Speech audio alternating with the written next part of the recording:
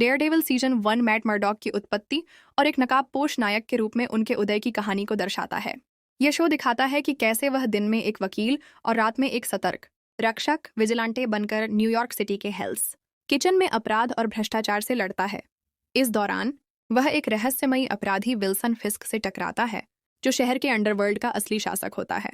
श्रृंखला की शुरुआत एक फ्लैशबैक से होती है, जहां युवा मैट मर्डॉक एक आदमी को बचाने की कोशिश करता है और खुद एक ट्रक दुर्घटना में फंस जाता है, जिसमें रेडियोधर्मी रसायन छलक कर उसकी आंखों में चले जाते हैं। इस दुर्घटना से उसकी दृष्टि चली जाती है, लेकिन उसकी अन्य इंद्रियां असाधारण रूप से तीव्र हो जाती हैं। उसका पिता जैक मर्डॉक, जो एक संघर्षरत बॉक्सर होता है, मैट को शिक्षा और ईमानदारी का महत्व सिखाता है। वर्तमान में मैट अपने सबसे अच्छे दोस्त फोगी नेल्सन के साथ नेल्सन एंड मर्डॉक नामक एक छोटा लॉ फर्म खोलता है। उनकी पहली ग्राहक करेन पेज यूनियन एलाइड नामक एक निर्माण कंपनी में सचिव होती है, जिसे एक सहयोगी की हत्या के झूठे आरोप में फंसा दिया जाता है। मैट अपने संवेदनशील इंद्रियों से समझ जाता है कि वह निर्दोष है और उसे बचाने का फैसला करता है। इसी बीच रात में मैट एक काले मास्क के साथ अपराधियों से लड़ने के लिए निकलता है।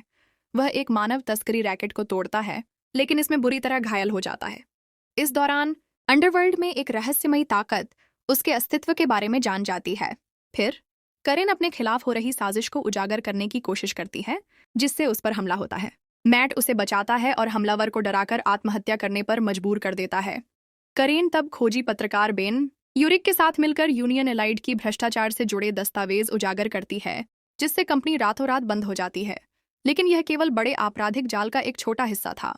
मैट अपने सतर्कता अभियानों में अपराधियों को हराने लगता है, लेकिन जल्द ही उसे पता चलता है कि पूरी अपराध व्यवस्था एक रहस्यमयी व्यक्ति द्वारा नियंत्रित की जा रही है। एक दिन वह कुछ रूसी माफियाओं के खिलाफ लड़ते हुए गंभीर रूप से घायल हो जाता है। उसे नर्स क्लेयर टेम्पल मिलती है, जो उसे अपने घर में छुपाकर उसका इलाज करती है। दूसरी ओर विल्सन फिस्क पहली बार सामने आता है। वह शहर के अपराध जगत का असली मास्टरमाइंड होता है, जो विभिन्न अपराधी गुटों को नियंत्रित करता है। रूसी माफिया व्लादिमीर और अनातोली, चीनी ड्रग लॉर्ड मैडम गांव और जापानी योद्धा नोबू। जब रूसी माफिया का नेता अनातोली फिस्क के साथ सार्वजनिक गठबंधन बनाने की कोशिश करता है, तो फिस्क क्रूरता से उसे मार देता है, जिससे पूरे अपराध जगत में डर फैल जाता है।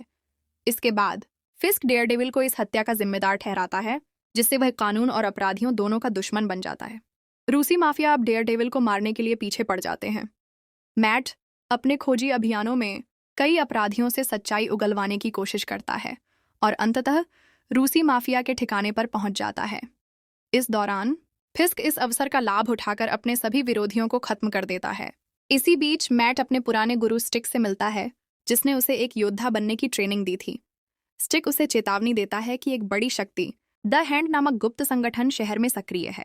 फिस्क अपनी छवि सुधारने के लिए खुद को एक सामाजिक कार्यकर्ता और व्यापारी के रूप में पेश करता है। उसकी मुलाकात आर्ट डीलर वेनेसा मैरियाना से होती है, जिससे वह प्यार करने लगता है। इस दौरान पत्रकार बेन यूरिक और करेन पेज उसकी सच्चाई उजागर करने की कोशिश कर रहे होते हैं, लेकिन फिस्क का प्रभाव बहुत मजबूत होता है। फोगी को मैट के रहस्यमयी व्यवहार पर संदेह होने लगता है, जिससे उनके दोस्ती में तनाव आ जाता है। मैट अपनी जांच में नोबू के गुप्त संगठन तक पहुंच जाता है और उससे भीषण लड़ाई करता है। नोबू उसे लगभग मार डालता है और फिर फिस्क खुद उसे बुरी तरह पीटकर अधमरा छोड़ देता है।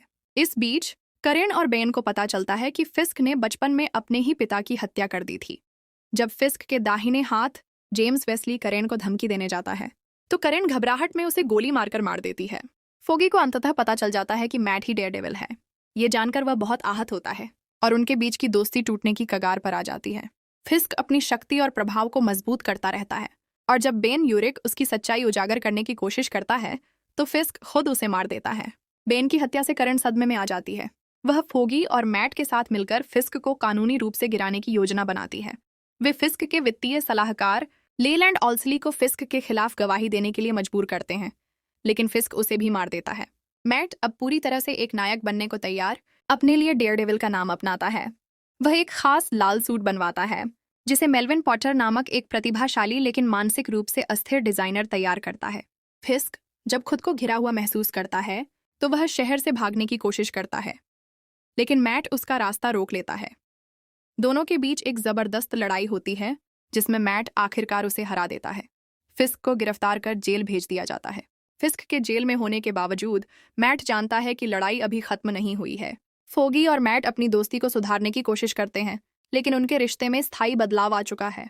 करेन जेम्स वेस्ली की हत्या का रहस्य अपने अंदर छुपाकर रखती है। फिस्क जेल में बैठकर एक सफेद दीवार को देखता रहता है, जो दर्शाता है कि उसका इरादा अब भी अटूट है। सीजन का अंत मैट के एक छत पर खड़े होने और हेल्स किचन की धड़कन सुनने के साथ होता है, जो संकेत देता है कि वह हमेशा अपने शहर की रक्षा करेगा।